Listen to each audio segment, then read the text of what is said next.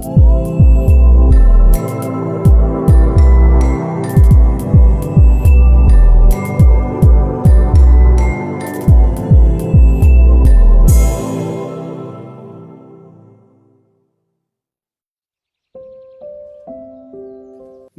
വചനം പേജിലൂടെ ഞങ്ങളെ ശ്രദ്ധിക്കുന്ന എല്ലാ ബഹുമാന്യ ശ്രോതാക്കൾക്കും രക്ഷ, നഷ്ട, വാദ, പ്രമേയ വാക്യങ്ങളിലൂടെ ഉള്ള ഈ പഠന പരമ്പരയുടെ മറ്റൊരു എപ്പിസോഡിലേക്ക് സ്വാഗതം.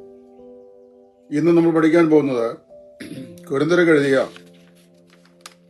1-ാം ലേഖനം 3-ാം അധ്യായത്തിന്റെ 10 മുതൽ 15 വരെയുള്ള വാക്യങ്ങൾ പറയപ്പെടുന്ന ഒരുവന്റെ പ്രവൃത്തി വെന്തുപോയെങ്കിൽ എന്നുള്ള വിഷയമാണ്.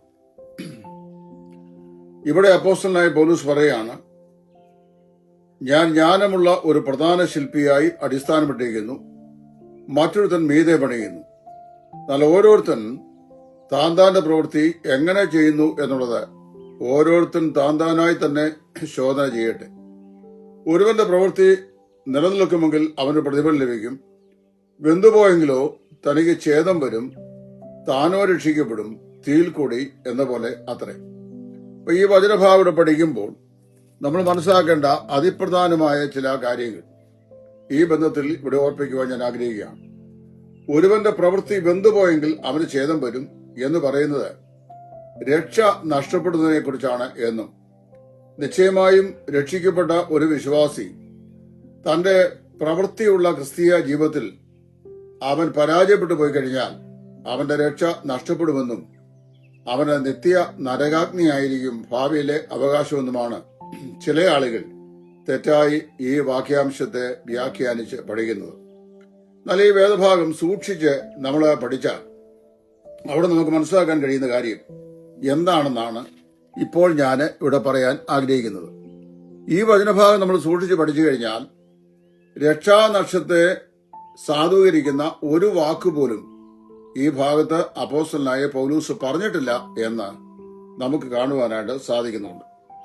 ഇവിടെ വിശ്വാസിയുടെ ജീവിതത്തിന്റെ കെട്ടുപണിയോടുള്ള ബന്ധത്തിൽ ഉള്ള അടിസ്ഥാനമിട്ടത് പൗലോസാണെന്ന് പറയുന്നു. കൊരിന്തിൽ ചെന്ന് പ്രവർത്തിച്ച് സഭയുണ്ടായി അവിടുത്തെ വിശ്വാസികളായ ആളുകളെ സംഘടിപ്പിച്ച് ഒരു കൂട്ടായ്മ ബന്ധത്തിൽ മുൻപോട്ട് കൊണ്ടുപോകുവാൻ അടിസ്ഥാനമിട്ടത് അപ്പോസ്തലനായ പൗലോസാണ്. എന്നാൽ അദ്ദേഹത്തോട് ചേർന്ന് അദ്ദേഹത്തിന് ശേഷം ഞാൻ അടിസ്ഥാനമിട്ടിരിക്കുന്നു, മറ്റൊരുത്തൻ മീതെ പണിയുന്നു. അപ്പൊല്ലോസ് മുതലായവർ വചനം പ്രസംഗിച്ച് അവരെ കർത്താവിൽ സ്ഥിരപ്പെടുത്തി അനുഗ്രഹിക്കപ്പെട്ടവരായി നിലനിർത്തി മുമ്പോട്ട് കൊണ്ടുപോയി എന്ന് വായിക്കുന്നു. ഒരു പ്രാദേശിക സ്ഥലത്ത് ഒരു സ്ഥലസഭ ഉണ്ടായാൽ ആ സ്ഥലസഭയുടെ സ്ഥാപകൻ എന്ന നിലയിൽ അത് പ്രവർത്തിച്ച് ആരംഭിക്കുന്നയാളാണ് അവിടുത്തെ പ്രവർത്തനത്തിനും അവിടുത്തെ ശുശ്രൂഷയ്ക്കും അടിസ്ഥാനപ്പെടുന്നത്. എന്നാൽ കുറെ കഴിയുമ്പോൾ ആ അടിസ്ഥാനത്തിന്മേൽ മറ്റു പല ആളുകളും വരികയും വചനത്തിന്റെ ശുശ്രൂഷകൾ കൊണ്ടും വ്യാഖ്യാനങ്ങൾ കൊണ്ടും ബുദ്ധിയുപദേശങ്ങൾ കൊണ്ടും പ്രബോധനങ്ങൾ കൊണ്ടും ആ സഭയെ പടുത്ത് ഉയർത്തുകയും ചെയ്യും. അങ്ങനെ അപ്പോസ്തലനായ പൗലോസ് ഇട്ട അടിസ്ഥാനത്തിന്മേൽ അപ്പൊല്ലോസും ശീലാസും മറ്റുള്ള സഹോദരന്മാരും ഒക്കെ പ്രബുദ്ധരായ ഉപദേശകന്മാരായി മാറി.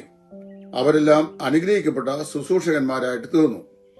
ഈ കാര്യം അപ്പോസ്തലൻ പറയുകയാണ്. ഇനി ഇവിടെ പണിയുന്ന പണിയെക്കുറിച്ച് പറയുമ്പോൾ 6 വ്യത്യസ്ത മെറ്റീരിയൽസ് ആണ് ഈ പണിക്ക് ഉപയോഗിക്കുന്നതായി പറയുന്നത്.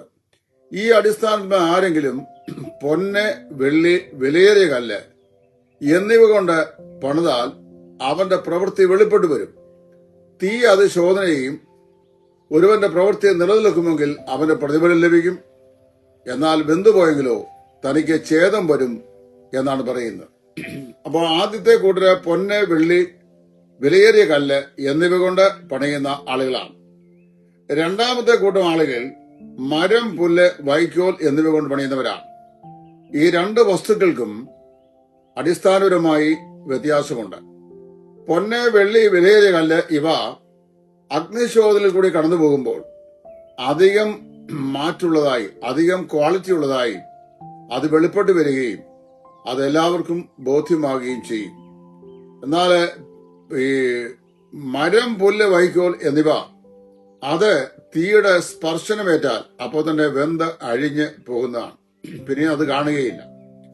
പൊന്നും വെള്ളിയും വിലയേറിയ കല്ലും തീയിലിട്ട് കഴിഞ്ഞാൽ തീയിൽ കൂടി അത് ശോധന ചെയ്യപ്പെട്ട് അതിലെ കീടങ്ങളെല്ലാം മാറി അത് ഏറ്റവും വില കൂടിയ വെടിപ്പുള്ള മാറ്റുള്ള വസ്തുവായി അത് വെളിപ്പെട്ടു വരും. അത് ഇയ്യോബിന്റെ പുസ്തകത്തിൽ അദ്ദേഹം പറയുന്നൊരു വചനത്തിലൂടെ മനസ്സിലാക്കാൻ സാധിക്കുന്നുണ്ട്. നീ എന്നെ ശോധന ചെയ്താൽ ഞാൻ പൊന്നുപോലെ പുറത്തു വരും. ഒരുപാട് അഗ്നിശോധനയിൽ കൂടിയാണ് പൊന്ന് തെളിവുള്ളതായി പുറത്ത് വരുന്നത്.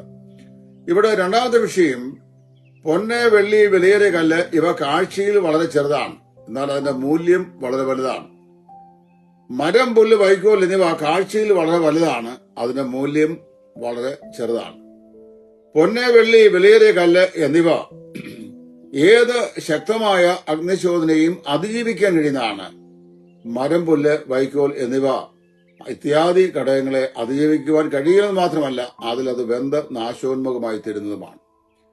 അപ്പോ ദൈവജനത്തിന്റെ ആത്മീക അഭിവൃദ്ധിയിൽ അവരെ പ്രബുദ്ധരാക്കി നിർത്തുവാൻ ആത്മീയ ശുശ്രൂഷയുടെ കെട്ടുപണി ചെയ്യുന്ന വചന ശുശ്രൂഷയും വചന ശുശ്രൂഷകന്മാരെയുമാണ് ഇവിടെ ഓർപ്പിക്കുന്നത്. ഒരുത്തൻ ഈ അടിസ്ഥാനത്തിന്മേൽ പൊന്ന്, വെള്ളി, വിലയേറിയ കല്ല് എന്ന് പറഞ്ഞാൽ വിലപ്പൊടിപ്പുള്ളതും മൂല്യമുള്ളതും ദൈവത്തിന് പ്രസാദമുള്ളതും ദൈവത്തിന്റെ നാമത്തിന് മഹത്വമുണ്ടാകുന്നതുമായ വസ്തുക്കൾ കൊണ്ടാണ് പണിയുന്നെങ്കിൽ തീയെ അത് ശോധനയും ആ തീയിൽ കൂടിയുള്ള ശോധനയിൽ അത് ഏറ്റവും വിലപ്പെട്ടതായി മാറ്റപ്പെടുകയും ചെയ്യും. ഇനി അല്ല, ഈ വില കുറഞ്ഞ മരം, പുല്ല്, വൈക്കോൽ എന്നിവ കൊണ്ടാണ് പണിയുന്നതെങ്കിൽ തീയിലെ ശോധനയെങ്കിൽ അത് ദഹിച്ച് അമരുകയും ആ പ്രവൃത്തിയെ ഇല്ലാതെയായി തീരുകയും ചെയ്യും. അവിടെ പറയുന്നത് ക്രിസ്തീയ ജീവിതത്തിന്റെ കെട്ടുപണിയെ കുറിച്ചാണ്. ഒരു വ്യക്തി ഈ ഭൂമിയിലായിരിക്കുമ്പോൾ നിത്യതയെക്കുറിച്ചുള്ള കാഴ്ചപ്പാടിലും ദർശനത്തിലും വേണം തന്റെ ആത്മീക ജീവിതം കെട്ടുപണി ചെയ്യുവാനായിട്ട്.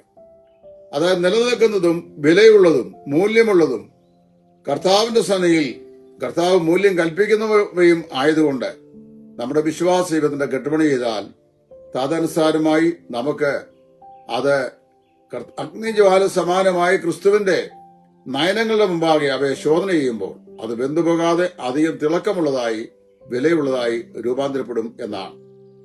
വെളിപ്പാട് പുസ്തകം 1-ാം അധ്യായം നമ്മുടെ കർത്താവായ യേശു ക്രിസ്തുവിന്റെ കണ്ണുകളെ കുറിച്ച് പറയുന്ന അഗ്നിജ്വാലയ്ക്ക് സമാനമായ കണ്ണുകൾ എന്നാണ്. ക്രിസ്തുവിന്റെ ന്യായാസനത്തെങ്കിൽ ഓരോ വിശ്വാസിയുടെയും രക്ഷിക്കപ്പെട്ടതിന് ശേഷമുള്ള പ്രവൃത്തികളെ ശക്തമായ നിലയിൽ അഗ്നിജ്വാല സമാനമായ അവിടുത്തെ നയനങ്ങൾ കൊണ്ട് കർത്താവ് ശോധന ചെയ്യും. അങ്ങനെ ശോധന ചെയ്യുമ്പോൾ ആ ശോധനയെ അതിജീവിക്കുന്നതാണ് പൊന്ന്, വെള്ളി, വിലയേറിയ കല്ല്, അതായത് മൂല്യാധിഷ്ഠിതമായിരിക്കുന്ന ക്രിസ്തീയ പ്രവൃത്തികൾ. അല്ലാത്തതെല്ലാം അവിടെ വെന്തുപോകും. ഇത് വാസ്തവത്തില് അവിടെ രണ്ട് പ്രയോഗങ്ങൾ കൊണ്ട് പരിശുദ്ധാത്മാവ് വ്യക്തമാക്കുന്നുണ്ട്. ഒന്ന്, ഒരുവൻ ചെയ്ത പ്രവൃത്തി നിലനിൽക്കുമെങ്കിൽ അവന് പ്രതിഫലം ലഭിക്കും. അപ്പൊ പ്രതിഫലത്തോട് ബന്ധപ്പെട്ടാണ് ഈ പ്രവൃത്തിയുടെ ശോധന. രണ്ട്, അവൻ ഒരുവന്റെ പ്രവൃത്തി വെന്തുപോയെങ്കിൽ അവന് ഛേദം വരും. പക്ഷെ അവിടെ പറയുന്നത് ശ്രദ്ധിക്കണം, താനോ രക്ഷിക്കപ്പെടും, എന്നാൽ തീയിൽ കൂടി എന്ന പോലെ അത്രേ. ഒരു വിശ്വാസിയുടെ രക്ഷ ഒരു കാരണവശാലും യാതൊരു വിധത്തിലും നഷ്ടപ്പെടുകയില്ല എന്നുറപ്പിക്കുകയാണ് വാക്യം. കാരണം വ്യക്തമായി പറയുന്നു, താനോ രക്ഷിക്കപ്പെടും. അതല്ലെങ്കിൽ എന്താ സംഭവിക്കുന്നത്? രക്ഷാനഷ്ടമാണ് ഇവിടെ വ്യാഖ്യാനത്തെ ശരിയെങ്കിൽ കർത്താവിന്റെ വരവെങ്കിൽ നാം ഉയർത്തെഴുന്നേറ്റ് നിത്യ നരകാഗ്നിയിലേക്ക് പോകണം, അവിടെ നാം നശിച്ചു പോകണം. അങ്ങനെയല്ലല്ലോ ഈ വ്യാഖ്യാനം പറയുന്നത്. അതുകൊണ്ട് നമ്മൾ വായിക്കുന്നു, കർത്താവിൽ വിശ്വസിച്ച് രക്ഷിക്കപ്പെട്ട ഒരു ദൈവപൈതൽ തന്റെ ശിഷ്ടമുള്ള ആയുസ്സിന്റെ നാളുകളിൽ വിലയുള്ളതും മൂല്യമുള്ളതും തിളക്കമുള്ളതും നിലനിൽക്കുന്നതുമായ ദൈവത്തിന് പ്രസാദകരമായ നിലയിൽ ദൈവ വചനം കൊണ്ട് ശുശ്രൂഷ ചെയ്തും തന്റെ ക്രിസ്തീയ ജീവിതം കെട്ടിപ്പണക്കണം വചനാനുസരണമായി. അല്ല താൽക്കാലിക ലാഭത്തിനു വേണ്ടിയും മറ്റുള്ളവരുടെ പ്രശംസയ്ക്ക് വേണ്ടിയും മറ്റുള്ളവരുടെ മുമ്പാകെ താൻ എന്തൊക്കെയോ വലിയ സംഭവമാണ് എന്ന് കാണിക്കാൻ വേണ്ടിയും കെട്ടിപ്പൊക്കിയ ചീട്ടുകൂട്ടാരങ്ങൾ, അതായത് വലിയ കച്ചുതുറു പോലുള്ള പുല്ലും വൈക്കോലും മരവുമെല്ലാം കർത്താവിന്റെ ശോധനയെങ്കിൽ അത് കത്തി നശിച്ചു പോകും. പ്രതിഫലമില്ലാത്ത ധാരാളം വിശ്വാസികൾ സ്വർഗത്തിലുണ്ടായിരിക്കും. രക്ഷിക്കപ്പെട്ടവരായിരിക്കും, എന്നാൽ പ്രതിഫലം ഇല്ലാത്തവരായിരിക്കും. കാരണം അറിയാമോ, ക്രിസ്തുവിന്റെ അഗ്നിജ്വാല സമാനമായ നേത്രങ്ങൾ കൊണ്ട് അവയെ ശോധന ചെയ്യുമ്പോൾ അവ ഒന്നുപോലും അഗ്നിശോധനയെ അതിജീവിക്കുകയില്ല. അങ്ങനെ വരുമ്പോൾ അതെല്ലാം വെന്ത് അഴിഞ്ഞു പോകും, ഒന്നും ഇല്ലാതെയായി തീരും. ഒരിക്കലും ഒരു ദേവദാസൻ പറഞ്ഞത് ഞാൻ കേട്ടിട്ടുണ്ട്, ചില ആളുകൾ സ്വർഗത്തിൽ ചെല്ലുമ്പോൾ ഇങ്ങോട്ട് വരുന്നതിനേക്കാൾ നല്ലത് അങ്ങ് താഴെ നരകത്തിലേക്ക് പോകുന്നതായിരുന്നു എന്ന് പോലും ചിന്തിച്ചു പോകും. കാരണം പലർക്കും പ്രതിഫലം ലഭിക്കാതെ പോകും. തങ്ങൾ ചെയ്ത പ്രവൃത്തിയൊക്കെ മനുഷ്യ പ്രകടനത്തിന് വേണ്ടിയും മനുഷ്യന്റെ മുമ്പാകെ അവന്റെ മുഖസ്തുതിക്ക് വേണ്ടിയും തന്റെ സ്വന്തം സിംഹാസനം ഉറപ്പിക്കാൻ വേണ്ടിയും കെട്ടിപ്പണതാകിയാൽ അതൊന്നും നിലനിൽക്കുകയില്ല എന്നാണ് അവിടെ മനസ്സിലാക്കുവാനായിട്ട് സാധിക്കുന്നത്. മറിച്ച് പ്രവൃത്തിയാലുള്ള നീതീകരണവും രക്ഷയുമാണ് അവിടുത്തെ വിവക്ഷയെങ്കിൽ കൃപയാലുള്ള രക്ഷയല്ല എന്ന് നമ്മൾ പഠിപ്പിക്കേണ്ടായി വരും. അതുകൊണ്ട് ഞാൻ ഈ വേദഭാഗം വായിച്ചപ്പോൾ വളരെ വ്യക്തമായി മനസ്സിലാക്കുന്നത് പ്രതിഫലത്തിനുള്ള പരിശോധനയാണ് ഇവിടുത്തെ പ്രമേയം എന്നാണ്. കൊരിന്ത്യർക്ക് എഴുതിയ 2-ാം ലേഖനം 5-ാം അധ്യായത്തിന്റെ 10-ാം വാക്യം, റോമാലേഖനം 14-ാം അധ്യായത്തിന്റെ 10-ാം വാക്യം, ഈ വാക്യങ്ങളിൽ പൗലോസ് പറയുന്നു, അവനവൻ ശരീരത്തിലേക്കുമ്പോൾ ചെയ്തത് നല്ലതാകലും തീയതാകലും തക്കവണ്ണം പ്രാപിക്കേണ്ടതിന് നാം എല്ലാവരും ക്രിസ്തുവിന്റെ ന്യായാസനം മുമ്പാകെ നിൽക്കേണ്ടി വരും. റോമർ 14:10 പറയുന്ന അതേ കാര്യം തന്നെയാണ്. അല്ല, നീ സഹോദരനെ വിധിക്കുന്നതെന്ത്? നാം എല്ലാവരും ദൈവത്തിന്റെ ന്യായാസനം മുമ്പാകെ നിൽക്കേണ്ടതായി വരും.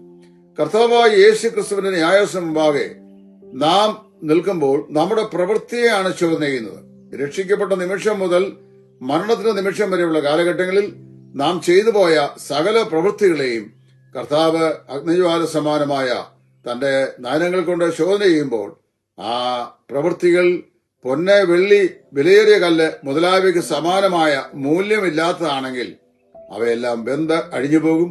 പ്രതിഫലമില്ലാത്തവരായി നാം കർത്താവിന്റെ സന്നിധിയിൽ ആയിരിക്കും. അപ്പോൾ തന്നെ അനേക ആയിരം വിശുദ്ധന്മാർ അനേക പ്രതിഫലങ്ങൾ ചൂടി കിരീടങ്ങളായി അവതരിച്ചുകൊണ്ട് ദൈവത്തെ ആരാധിക്കുമെന്നും നമ്മൾ തിരുവെഴുത്തിൽ വായിക്കുന്നു. അതുകൊണ്ട് ഈ പറയപ്പെടുന്ന വേദഭാഗം യാതൊരു നിലയിലും ഒരു വിശ്വാസിയുടെ രക്ഷാനഷ്ടത്തെക്കുറിച്ചല്ല പറയുന്നത്. മറിച്ച് അവന് മരണാന്തരം ലഭിക്കാനുള്ള അവന്റെ പ്രതിഫലത്തിന്റെ നഷ്ടത്തെക്കുറിച്ചാണ് ഇവിടെ പരാമർശിക്കുന്നത്. പൗലൂസ് അടിസ്ഥാനം വിട്ടു, മറ്റൊരുത്തൻ മീതെ പണിതു. എന്നാൽ ഓരോരുത്തന്റെ പ്രവൃത്തി എങ്ങനെയുള്ളതെന്ന് താൻ ശോധന ചെയ്യട്ടെ എന്നാണ് അപ്പോസ്തലൻ പറയുന്നത്. അപ്പൊ വാസ്തവത്തില് നമ്മുടെ പ്രവൃത്തി ദൈവസന്നിധിയിൽ നിലനിൽക്കുന്ന പ്രവൃത്തിയായിരിക്കാൻ നമുക്ക് ഉത്സാഹിക്കാം, ശ്രദ്ധിക്കാം. ദൈവതിരുനാമം എന്നേക്കും മഹത്വപ്പെടുമാറാകട്ടെ.